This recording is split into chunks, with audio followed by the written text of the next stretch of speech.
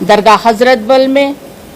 ये हादसा किसी और का नहीं है, ये हम सब आशिकाने रसूल सल्लल्लाहु अलैहि वसल्लम का है। ये ज़र्ब सिर्फ पत्थर पे नहीं लगा, ये ज़र्ब दरख्शां के दिल पे लगा है। ये ज़र्ब आज उस आईन पे लगा है जिसकी दुहाई यहाँ के इलेक्टेड लीडर्स कर रहे हैं, दे रहे हैं। क्या यहाँ के लीडर एम्बलम के बगैर चलते हैं, कॉन्स्टिट्यूशन के बगैर चलते हैं? जो हमारा इलेक्टेड चीफ मिनिस्टर हैं, क्या वो एम्बलम साथ नहीं रखता है? कल से जो दरगाह शरीफ में जाएगा, पैसे जेब से घर में रख के जाएगा।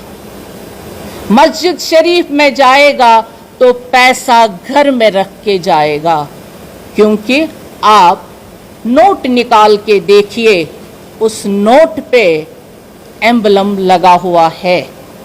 उस नोट को घर में रखिए आज के बाद, जिसने अभी ट्वीट किया है। क्या ये उनकी ही चाल है? क्या यहाँ पे फिर से उन्होंने सियासत का खेल रचा है? अफसोस हुआ मुझे उस लीडर पे, वैसे वो लीडर कहलाने के लायक नहीं है। उनको लगा कि हमारी रोटियां सेकनी बंद हो गई। मैं जिस पार्टी से ताल्लुक रखती हूं वो देश की सबसे बड़ी पार्टी है, लेकिन अल्हम्दुलिल्लाह जब से मैं चेयरपर्सन बनी हूं तब से हमारी पार्टी ने वक्फ पे कोई पॉलिटिक्स नहीं की। दिन रात में मेहनत करती रही। आज उन्होंने अपने गुंडे भेजे और गुंडों के जरिए से यहां हंगामा कर दिया। पत्थर हाथ में। मैंने सुबह आज वार्न किया था पुलिस को जब मैं 9 बजे आई थी, क्योंकि मुझे मालूम था ये हंगामा करने वाले हैं।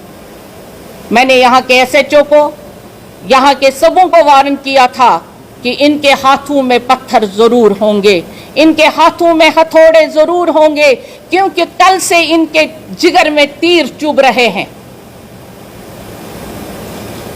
कल से इनको लग रहा है हमारे आंखों के सामने अंधेरा हो गया। जिस पे ये रोटियां सेक रहे थे वो तो हमने बंद कर दिए, वो रोटियां ही बंद हो गई। अब ये सेकेंगे तो किस पे सेकें? कौन कहता है यहां मिलिटेंसी अभी जंगलों में है? मैं सिक्योरिटी फोर्सेस को यहां से कहना चाहूंगी, अपनी यूनिफॉर्म को कहना चाहूंगी, अपने हिंदुस्तान के प्राइम मिनिस्टर को और होम मिनिस्टर को कहना चाहती हूं यहां से आपके जरिए से, सर मिलिटेंट यहां पे जंगलों में नहीं हैं, पार से नहीं आ रहे हैं। ये गुंडे हैं जिन्होंने आज पत्थर से एम्बलम तोड़ा। इनको ढूंढिए, इनको निकालिए बाहर, इन पे पीएसए लगाइए। ये अभी भी माहौल को खराब कर रहे हैं। पीस हुजूर सल्लल्लाहु अलैहि वसल्लम का ईद मिलादुन नबी लोग खुशी से यहां मनाने आ रहे थे।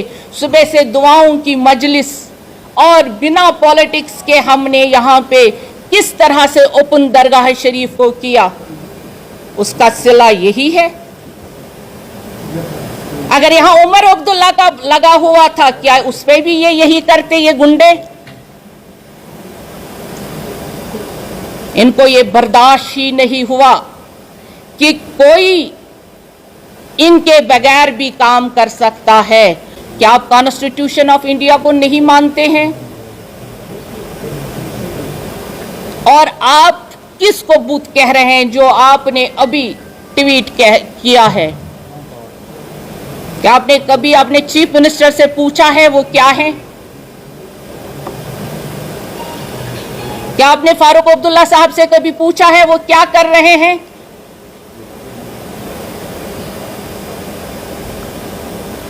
जिस तरह से क्लाउड बर्स्ट होता है, आज मैं वैसे हो गई हूं।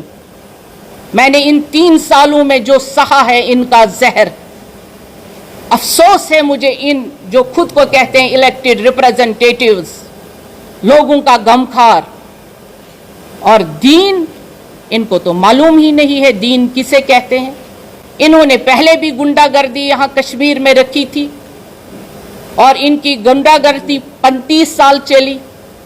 इन्होंने घर में मिलिटेंट पाल के रखे थे, दहशतगर्द पाल के रखे थे। आज वही दहशतगर्द दरगाह में आ गए।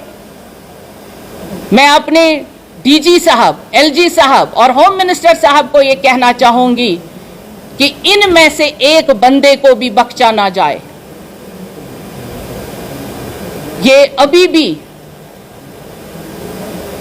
वैसे ही आवारा गर्द घूम रहे हैं यहां पे जैसे पहले थे।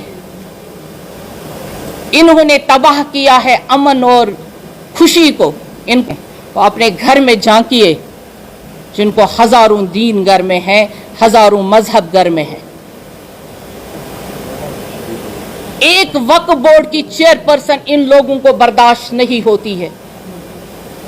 एक वक्फ बोर्ड इनसे बर्दाश्त नहीं होता है। खुद को बड़ा मानते हैं। जो काम करता है वो तो इनके गले से उतर ही नहीं रहा है। अफसोस हुआ मुझे उन लोगों पे। मैं अपने डीजी साहब को, आईजी साहब को और तमाम सिक्योरिटी फोर्सेस को कहना चाहूंगी जिन्होंने भी ये हरकत की अभी दरगाह शरीफ में, उनको सबों को पीएसए लगे, उनको गिरफ्तार किया जाए और इमीडिएटली उन पे एफआईआर दर्ज की जाए। अदरवाइज मैं भूख हड़ताल पे बैठूंगी। और जिस असेंबली मेंबर ने ये ट्वीट किया उस पे भी एफआईआर लगनी जरूरी है, क्योंकि इससे पूरा पता चलता है ये उसी के गुंडे हैं।